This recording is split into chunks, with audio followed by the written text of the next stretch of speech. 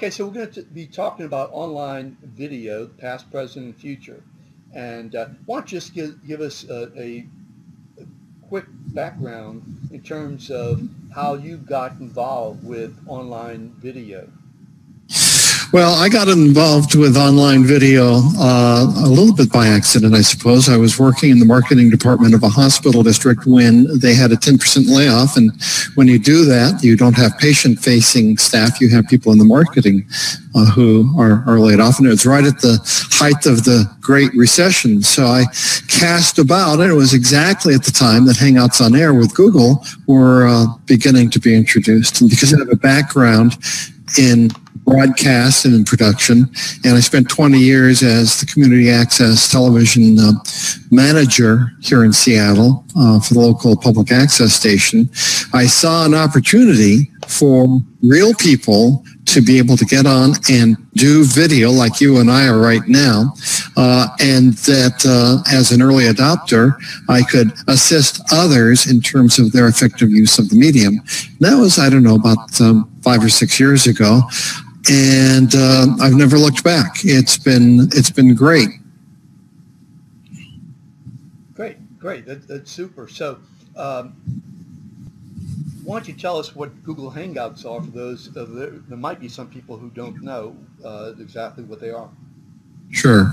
Well, I guess the leader of the pack that most people are familiar with would be Skype, which was more of a I suppose one-to-one video telephone call, and then Google came along with a one-to-many and a many-to-many platform that for the first time really allowed people just like you and I to put a television studio in their workspace and to create programming that could be shared privately, but more importantly, could be shared publicly throughout the world. And it absolutely erased geography because it could be anywhere in the world. It erased cost because it was free. And it started to allow people to develop the sort of video literacy that now is becoming pretty important. You could have multiple people in what is called the film strip. Okay, what I was doing is I was just checking to see on Facebook using this as to whether or not we were coming through via audio. So I now know we are. I can tell you this is not easy technology. It really isn't. And let me just tell the audience that basically, you and I met each other via Google Hangouts. I personally been doing online video, I think 2005 or so when Skype first came out, and used that, in business. But it's getting incredibly more interesting and, at the same time, pretty complex. So why don't you tell us about, in terms of the past in Google Hangouts, what were we able to do with Google Hangouts? Since, in terms of online video, that, again, in Skype, that was really sort of like the origin of online video in terms of streaming. So about that revolution, if you don't mind, because that's really what it was. Well, I actually agree with you. It's not an evolution; it's a revolution, and it's disruptive. And I'm beginning to feel that Google Hangouts was the bridge between what had occurred before, which was kind of ad hoc, and it really didn't catch on, and it was in its own silos and whatnot. It was the bridge between them and what we're seeing now, which is the ubiquitous rolling out of streaming video on multiple platforms for different people, and it's going to absolutely transform the world. So in between those 2 points on the spectrum, I think we had Google Hangouts where as early adopters, we suffered through the the rolling out of the technology and the mistakes that were made and the lessons that were learned. We are the ones who, at one level, really went through the pain of it all, and at the other level, really had the joy of community, because we could and did, you did, and you know that I did, as did hundreds, if not thousands of other just regular individuals, would have monthly or weekly interview programs, as an example, where we could bring in experts from around the country and interview them, or around the world, and interview them on certain topics. And that was done socially as well as in terms of developing a business. So we, all it required really was a camera and a computer and a microphone, headsets, some lights, hopefully a background that's not too busy, and a little bit of video literacy. And given that, we are now seeing something that is Facebook live streaming. It's been around for a little while, but it's just now taking hold, and I hope that you and I will have an opportunity to talk more about that in a few minutes. Sure, absolutely. Now, just focusing on the past a little bit more, one of the things that you had mentioned to me in the past, and you touched on a little bit today, and that is that we were able, through, say, Google Hangouts primarily, we were able to broadcast live and have people watch and listen, and the cost of delivery was so minimal. I mean, you described the hardware, software that was needed. Now, you have a lot of experience in terms of the community TV. I mean,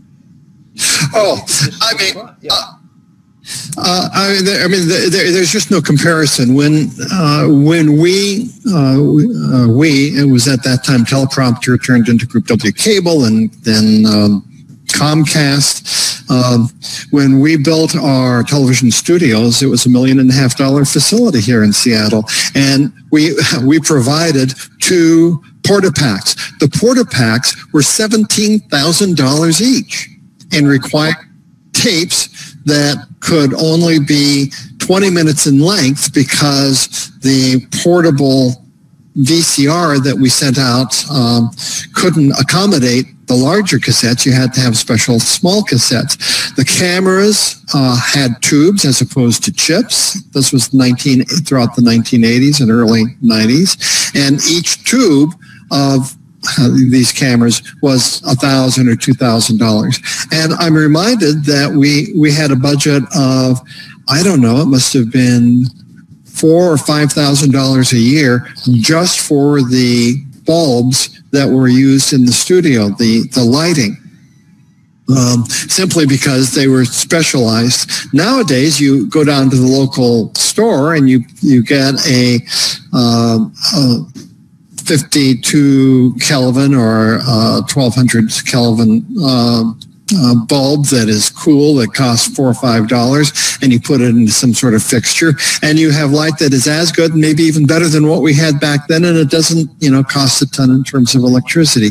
The cost is just absolutely, a fraction, maybe a hundredth, maybe a fraction of 1% of what it cost before. Yeah, go on. Well, no, I don't have it. I thought I lost my Logitech camera the other day, so I bit the bullet, and for $70, I bought a new Logitech, and then I found my old one. But this camera right here, okay, I'm using a different one. This camera right here costs about $70. It's HD. It's got 2 microphones, and this is fully a higher quality than a camera that might have cost $5,000 or $10,000 just a few years ago. Add to that the the interconnectivity that the internet has given us so that we can connect with people. It used to be that people would go in for video conferencing to a special building in downtown Seattle. I saw it. And for $300 or $400 an hour, which was a lot of money back then, you could teleconference between one of 17 different cities within the United States. And now it's the internet, and it's absolutely the cost of whatever it is that, your local provider is. It started off kind of slow with copper wires over telephone, and now it's becoming fiber. Here in Seattle, we now have gigabyte service. So now my upload and download are both 700 to 900 gigabytes. Your upload is 600 or 700 as well. I mean, there's no difference between the two. Now, who's your provider? Well, it's CenturyLink, and what they've done is... CenturyLink is actually in Louisiana. I want to plug that. Okay, well...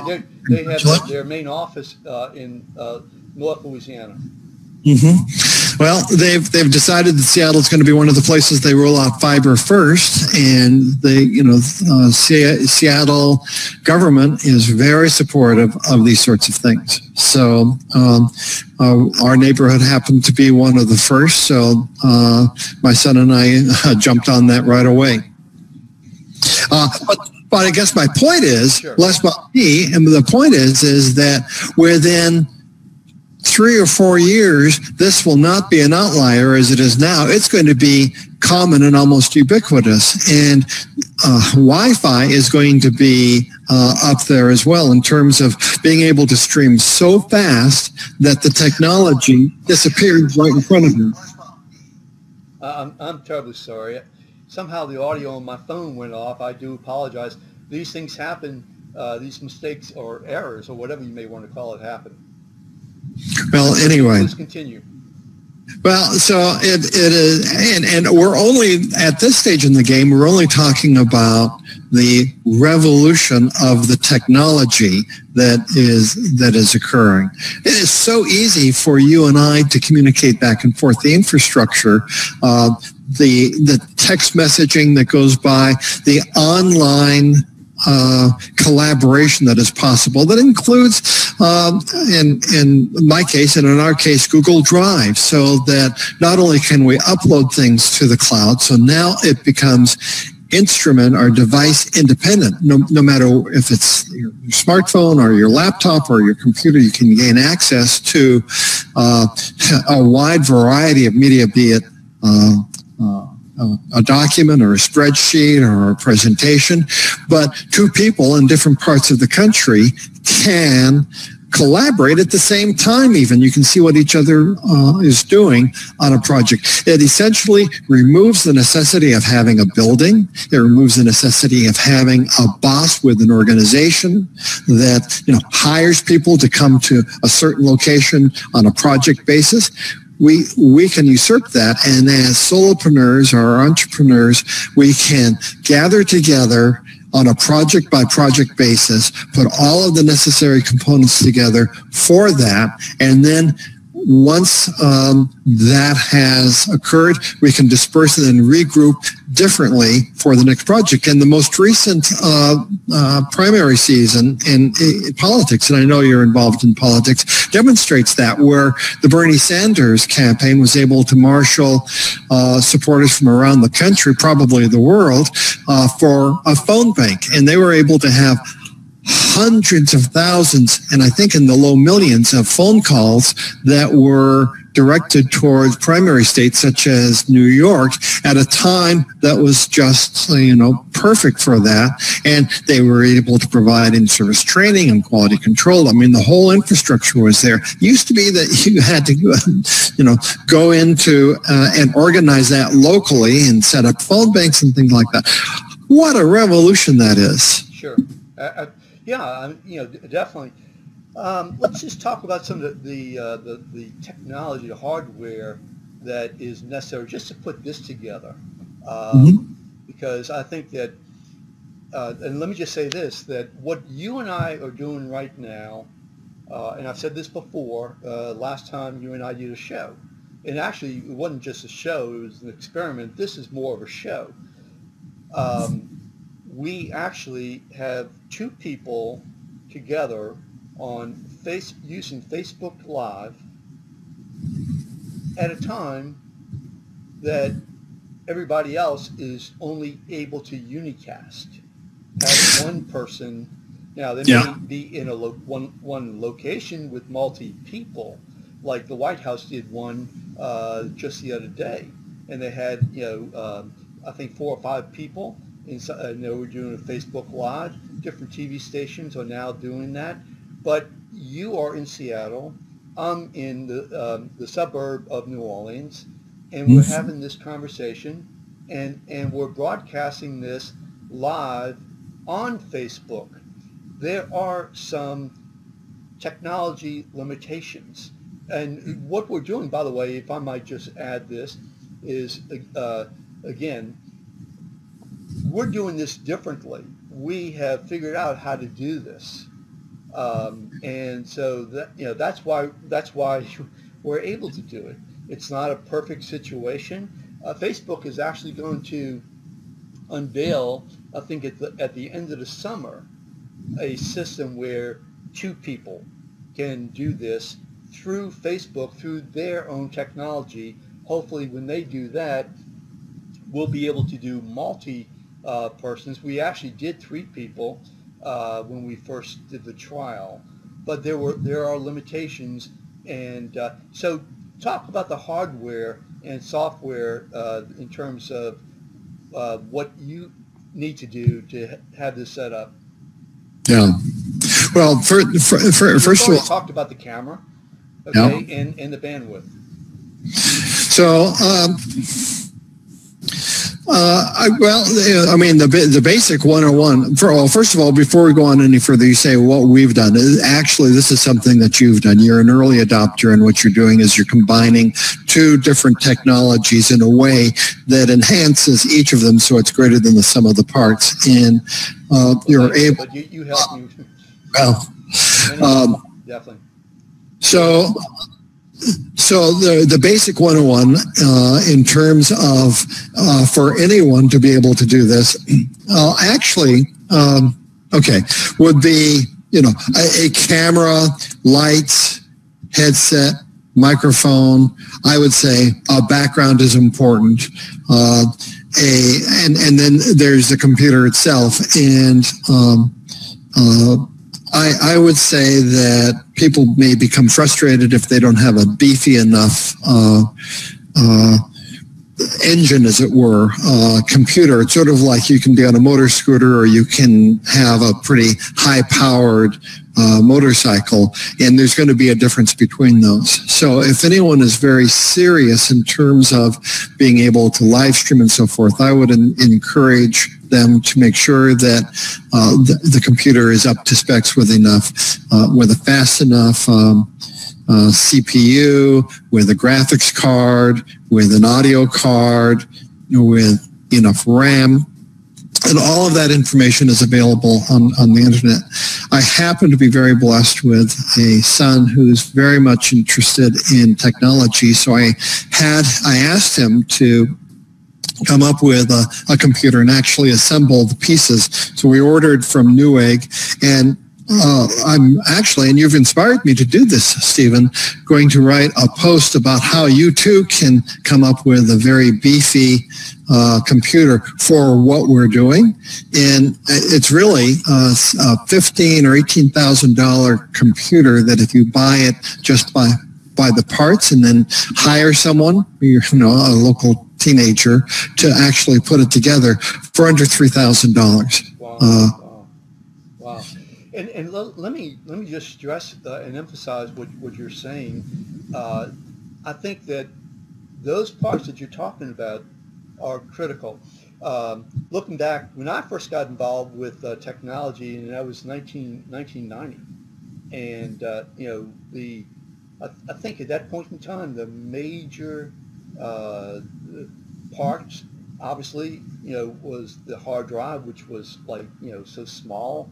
the modem speed, which was, like brewing coffee.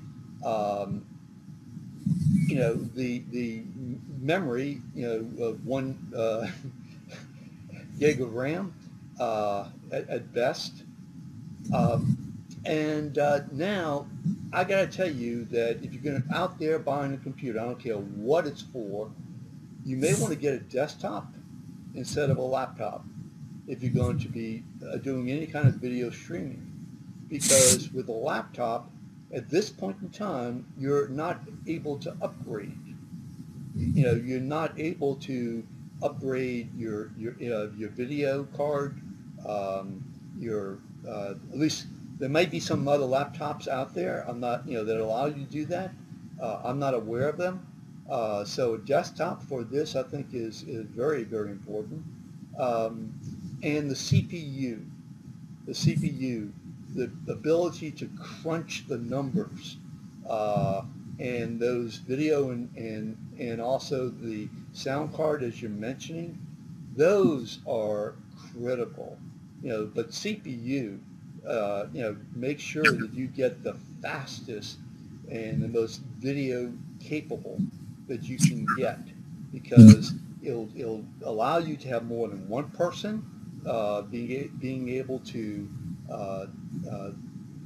basically stream.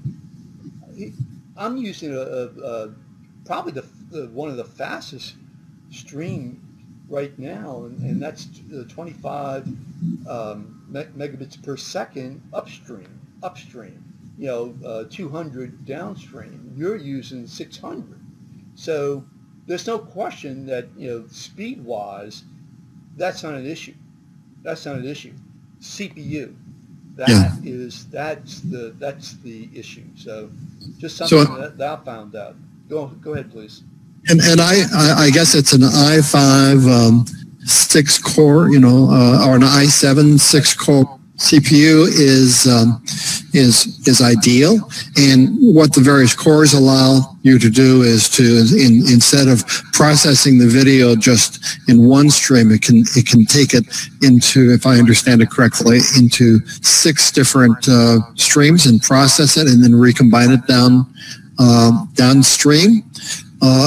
Which just allows for so much of a higher resolution, and you avoid things like audio lag, other sorts of things. But technology is progressing fast enough. The future, I think that the future of live streaming, well, there'll be 2 things. For professionals such as you and I who are really hardcore into this, what you've said, I think, is spot on. For most people, I think that this is going to be this is currently and is going to continue to be the future of live streaming and of computing and so forth. The simple smartphone. That's the way that most people are receiving their internet, and quite frankly, the technology that's being built into these. This has a 4K camera in it, and I can record up to 6 minutes of 4K video, which is just amazing, and it's HD and other sorts of things. So, now, what was you since you showed? I've been looking for a bracket like that. So, I mean, am I correct that it looks to me like you have a bracket around and holding your phone, and now that's okay. So that's a tripod. Am I correct? Well, it's a tripod, and if you give me a second, in a few minutes, I can even call up with the exact name of it. And all you need to do is go onto Amazon or some other place and look for something similar to this. This happened to be $17. It also included a Bluetooth clicker for photographs, and there's a spring-loaded device here. You can then put your phone there. It can be a pistol grip. It can be a tripod. What I would like beyond this, or what a person might consider, is not only to have a desk tripod, but something that would be on a stand. And I think that there are what do they call them, selfie sticks that have the ability to be self-standing as well.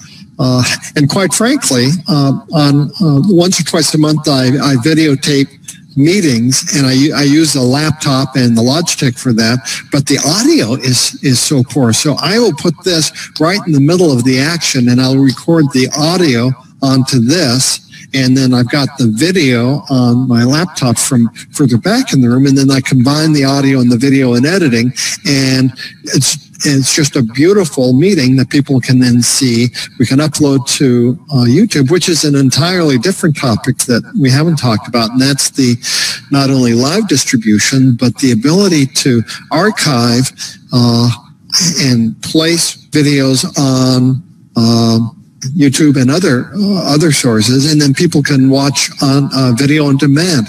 Absolutely amazing. I'm sorry, go on.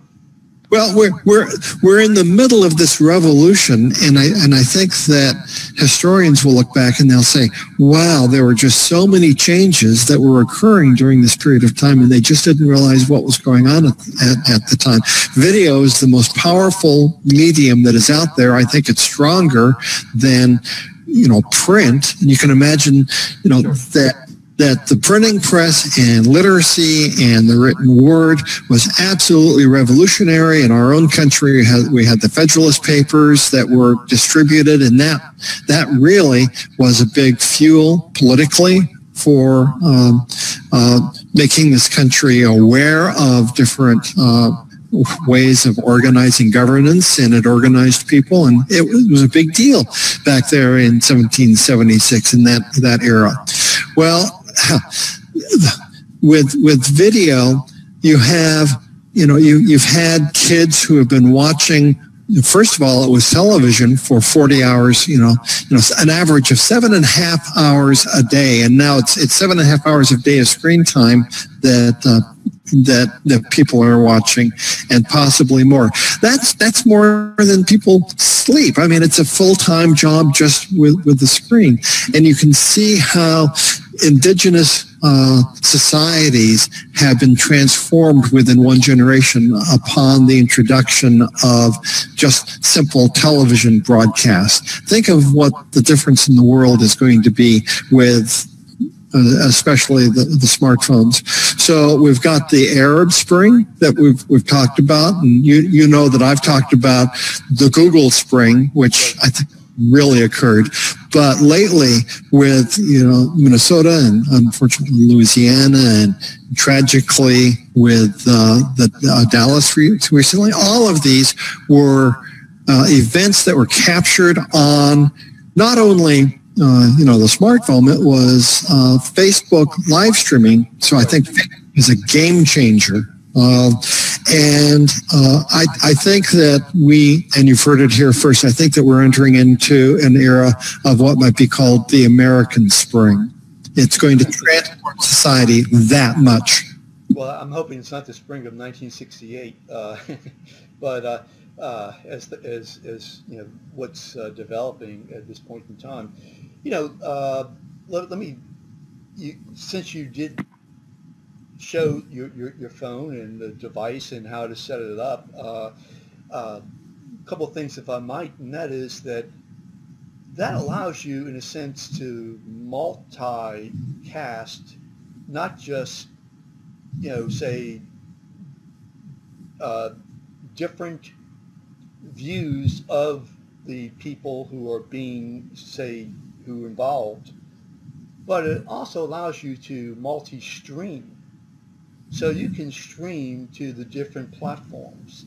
You can stream, like with your phone, that could be set to YouTube Live, or probably, YouTube Live, because they now have YouTube Live now has a they're rolling out, I should say, their own module mobile stream platform. There are other platforms out there.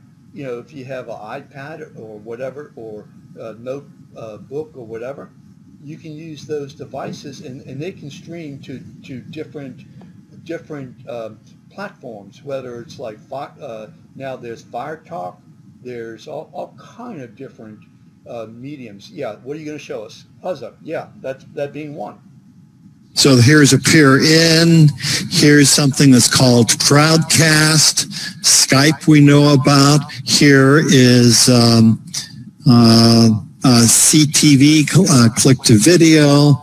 Hangouts that we know about. Facebook Live, live streaming. Blab, okay. Zoom, that you and I are currently using Zoom. Along with Google. So there is almost a gold rush of live streaming platforms. Most of them have a live, a free option or a trial option. And then you can upgrade to having a paid service for more robust. They can be used for webinars. It can be used for business conferences. It can be used for lifelong learning, which is going to be, online, just-in-time learning, which is big and going to become bigger, for political action, for entertainment. I mean, it is real. You say it's just on time or just in time? Well,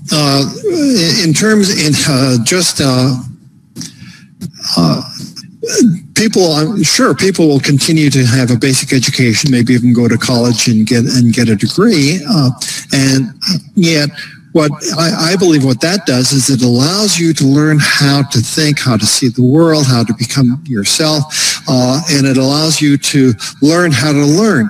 But things are changing so rapidly that no degree is going to satisfy, either in a vocational or in a personal way, I would say, a person's educational needs for a lifetime. So online learning is becoming more important all the time. And when I say just-in-time learning, no longer do you learn how to do everything and then you go ahead and try and accomplish it. You plunge into a project, and then if you need to learn something, all you have to do is type in, how do you do thus and such, and the answer appears almost magically in front of you. And if you do it on YouTube, then you spend a lot of time trying to figure out, to separate the wheat from the chaff, but you can find out there, and it's free. Are there a lot of platforms that have professional or highly skilled instructors who package that information very efficiently for you, and then you pay for that efficiency? In fact, you and I talked about, say, tutoring or mentoring online, and, where, say, it's a one-to-one. Obviously, it would not be public, but it could be public. It could be mentoring to, various people. But, basically, it could be one-to-one, one-to-many. It could be private. It could be public, but that doesn't make any sense. But, it could be done. And in terms of trying to find people with those type of skills, who, that's going to be, I think, the next real industry. So, for example, and Google actually tried to do this, and for some reason, they pulled that system back, and maybe it was just too early. I don't know why they did it, but it was called Helpouts. Yep. Helpouts, Google Helpouts. And basically what you did was you tried to become qualified, via Google, to have your own platform, your own Helpout platform. People would come in and they would search for somebody who was an expert in a certain field, and they would deploy the Google Hangouts as the medium to be able to get to one-on-one assistance. I personally, qualified. I got to tell you, was able to get assistance in a help-out environment. I don't know why they pulled that after maybe 6 months. But I think that is the, whoever really develops that, I think, again, I don't know why Google did, pulled it. Do you have any idea? Sure. There is a service. This is where instead of having companies, the traditional businesses where there is an employer who brings staff or employees together on a project, this I think will be replaced in many sectors by companies that provide the infrastructure so that we can do it on our own.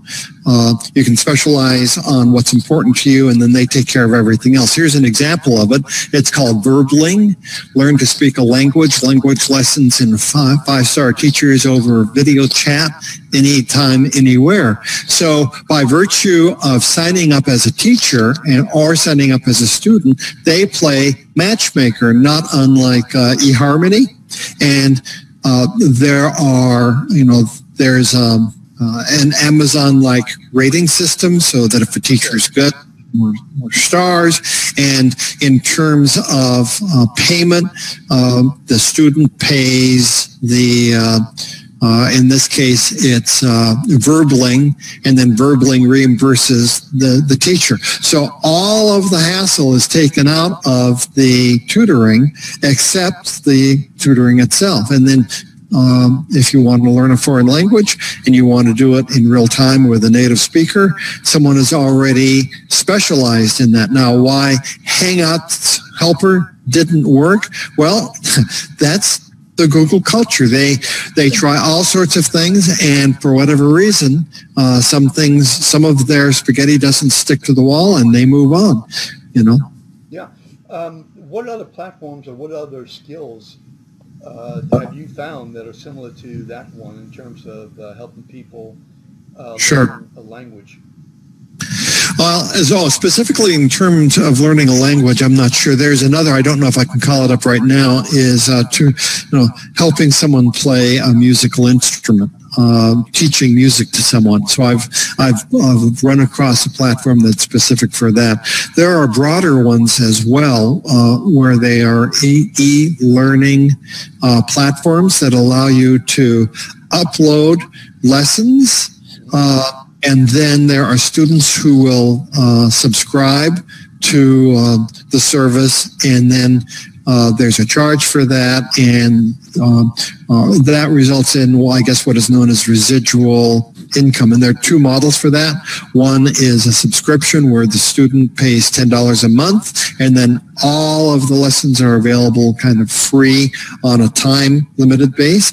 And then the other would be you just pay for on a la carte basis. If there's a course that you want to take, it costs $10 or $15, $250 or $300, something like that. There are big platforms like Udemy or Skillshare that are full service, including marketing and so forth. And there are other platforms like Teachable and Zenler and a ton of other ones where the infrastructure, the platform is made available to you, and you upload it you either download that onto your website, or you just upload your courses onto their platform, but it's they don't get involved with the content. They just provide the infrastructure. And with say online streaming as such, you can have a hybrid. So you can have a course that is, say, fixed in terms of maybe a written course or maybe a video course, and then you can add to that one-to-one or one-to-many instruction. So, I mean, yeah. And the use of webinars have been around a long time, and webinars are kind of by now old school. There are slight variations on that. And one of the things that makes it so effective is that it's not just a single it's just not a single strand. Forgive the term, it's an ecosystem. So not only is there video, either live, one-to-one or one-to-many, and you get to see the body language of the teacher, and if it's like what you and I are doing, you and I can play off of each other's energy, and that makes it like a, all of that. But then there's text, so you can have 1,000 people who are watching at one time, and then they can text the teacher, but they can also have side conversations on their own. Then there is the ability to have, I guess you'd call it attachments, or, well, here's the live component, and then for, what we've talked about, here's some spreadsheets, here are some other files that you can download. Conferencing is coming online, so you go to, you type in the URL, and there's the keynote speaker, and everybody's on the same page there. And just like a conference or convention where you have to travel to a far-off city and go to a hotel, there are different rooms. So all of a sudden there are 5 or 10, or how many ever tracks that goes on through the day, and then you come together for the final, and all of that sort of networking that can go on, and then discussions can follow following that day's virtual conference. So now relationships. I mean, at the core of this, in my opinion, is that what this allows us to do is to create one-on-one relationships with people who are geographically distant from us, and there's no better way than video, so that you can get to really feel like and really, I would say, know someone else to do that. And that is absolutely revolutionary. You can do in minutes what used to take weeks or even months to accomplish in terms of establishing a trust between different people. One last area, if I might. I know that we're running out of time, but I do want to talk about this, because I'm going to make a separate video about this area, and that deals with the area of politics, elections, issue-oriented. So how do you think that the new generation of politicians, what should they do? You already mentioned, of course, what Bernie did in terms of the phone banks, but what do you see them not doing, and what do you see that they could do? Well, I think the biggest danger, and it really might be the undoing. Well, I don't mean to be an alarmist, but why not? The undoing of the fabric of society is the siloing of different people, because the dark side of everything you and I have been talking about is that we now get to surround ourselves only by those people who think the way that we do, and a self-perpetuating process. And so we reaffirm our beliefs, and we don't even hear what other people are saying.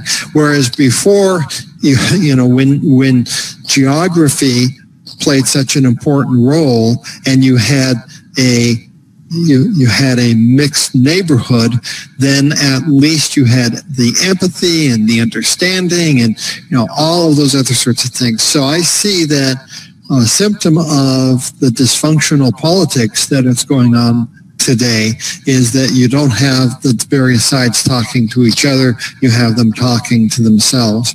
And so I mean, if you're say politician, how would you best be able to use, say, this type of technology to break through those silos that you're referring to?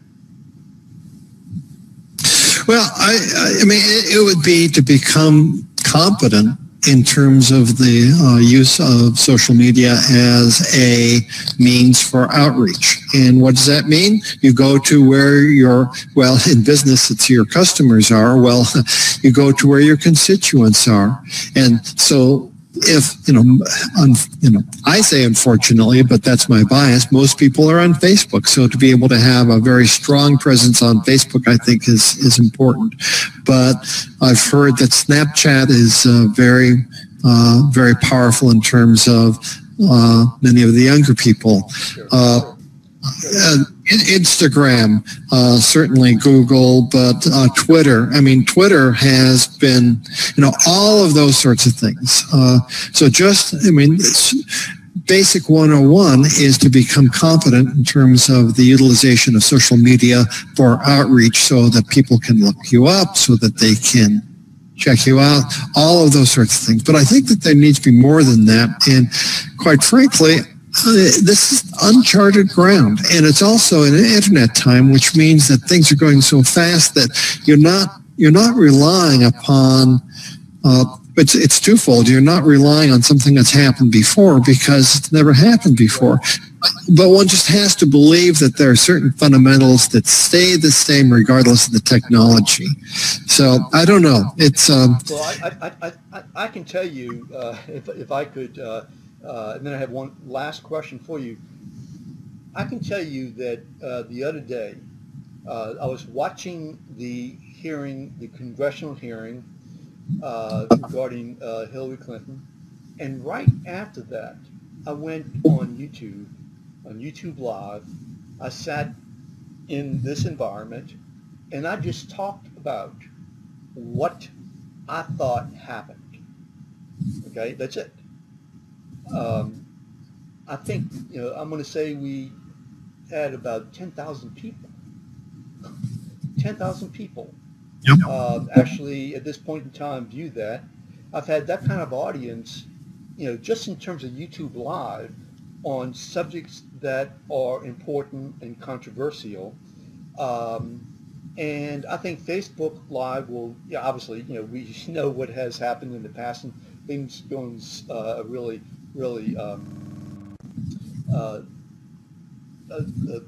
getting out there, and I just really think that the politicians, if they really wanted to get out there, they could use their phone, they could use setups like this, they can talk about issues that are important and hot, they can ask questions, receive questions, and get feedback. And I think that's really, honestly, truly, they're not taking advantage of that at all. Trump is doing it on Twitter. He's doing it a little bit now on video with his video daily message. But and that is going viral, no question about it. But it's the average politician. They're still adverse. I see it. I've tried to tell them, hey, get with it, or you're gonna, you're going to be without a job. Your response. It just breaks my heart. I've got. He's on the other side of the political spectrum from me, but I respect him and I really like him.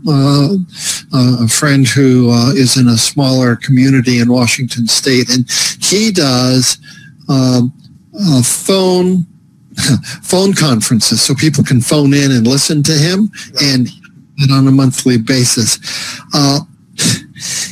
What is the discoverability of that, and who is going to actually sit down and be on their phone to be able to have this phone conference that he has on a monthly basis? For him to be able to embrace this technology, and to one of the things that I think one of the biggest mistakes that politicians make is that in January or February, they don't feel that they have to do much. And then by August or September, they start thinking, oh my gosh, what do I do? It's the January, February, March, April, May that you establish your authority online. You get the kinks out. You learn how to utilize the technology and the techniques that work for you, and you get the machine going so that by, May and June and, the summer months of an election year, you're clicking along, and then by the time Labor Day is there, that train has left the station and it's going down the track full speed, and your opponent won't even know what hit him. Yeah, absolutely. Last question. the name of that device, the tripod that with the clasp? Sure. If you give... Where did you get it? I got it off of Amazon, and if you just give me, a moment, I will look it up.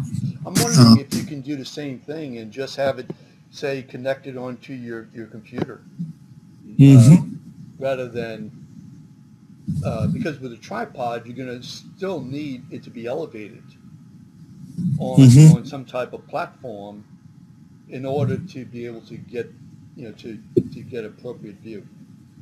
Well, I have a friend, maybe you know her as well, Heather Crafter, and she basically took a piece of plexiglass and attached this camera in the middle of the plexiglass and hung that plexiglass over her monitor. So then the camera was right at eye level. She could look at the monitor and she'd be looking right into the camera. And that's the trick.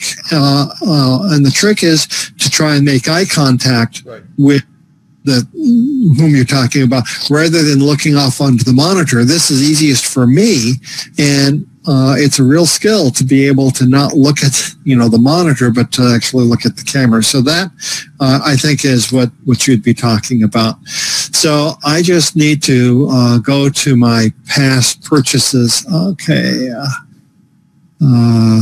It's $17. That's I mean, I've been pricing these, but the only ones I have found so far are the small ones that are, or the tripod that you're talking about, and again, to set that up for me, I would have to have say some kind of high platform. So that's been the major reason why I haven't gotten it. Yeah. But there's others I've seen that you can maybe brace it or clasp it to a pole. Musicians use that in terms of having their phone being able to stream out as they're playing on their, and that's the microphone pole. So there's all different types of contraptions. So this is called Charger City Universal Multi-Use Handheld Pistol Grip 1/4-20 Tripod Smartphone Holder with wireless Bluetooth remote shutter control and micro SD memory card reader for $17.95, $18. So cool. It's there. Cool. Let me come back here. So there you go. Well, I'll tell you what, if people don't understand what you're doing in the background, I mean, with the different cameras and the different platforms that you're using, softwares that you're using that you're able to, I think you're using Manicam, am I correct? That is correct. Okay. Yeah. Unfortunately, I can't do that yet because my CPU on this computer laptop is not strong enough to have another window open. But I'm trying to get there. So okay, well, Scott Scowcroft, how can people contact you? Well, sure. The best way to contact me, my business is the Scott Treatment. Hope that's easy to remember. And if they'd like to email me, it's scott@thescotttreatment.com. And if they why don't you tell people what that Scott Treatment is? Well, it's purposefully ambiguous because there is no business, I believe, that you can start nowadays that's going to be the same in 5 years as it is now. Right. And so historically, the Scott Treatment has been my helping others who actually go on air with Hangouts or any live streaming, and I edit what they've done into a way that makes it professional, that brings it up above the level of being amateur. So it's taking out, and typically in an hour program, it's taking an hour program such as what you and I have had and editing it down to maybe 40 minutes, so it's nice and tight and there are no obvious errors in it, or glitches or awkward moments. And then the other component is that people don't consume video. Maybe they do live video in half-hour or hour increments, but after the fact, they like to have just in time. In other words, I have a question about this, and I'd like an answer right now, and I've only got a minute or two. So the Scott treatment, the heart of the Scott treatment is creating golden nuggets of just those little pieces of information that you talk about on your live streaming that's packaged with an open and a close and all of the other things that go on it, so that you can be found on YouTube and on Google search. And that's how you create your authority and bring in additional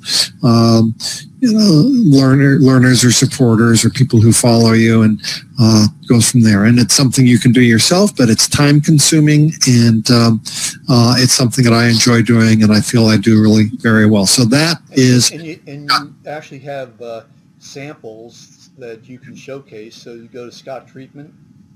So to go to the scotttreatment.com, I think that you probably, I don't know, 150 or so examples of how this, and actually, if you go there, it's entertaining on itself, because it, I believe, has documented the golden moments, the golden nuggets of the best online video streaming. Videos during that period of time when there was a lot of excitement and a strong community surrounding Hangouts. Absolutely, no question about it. Okay, Scott, we'll do it again for sure. And listen, I really thank you so much. And stay there for a second. I'm going to close out the show in terms of that. What I need to do is I need to go to I'm using a particular software that allows me to stream and to stream onto Facebook. So I'm going to close that out and then talk to you afterwards. So thank you again. I really appreciate it, and we'll absolutely do it again. Really exciting. I really appreciate it.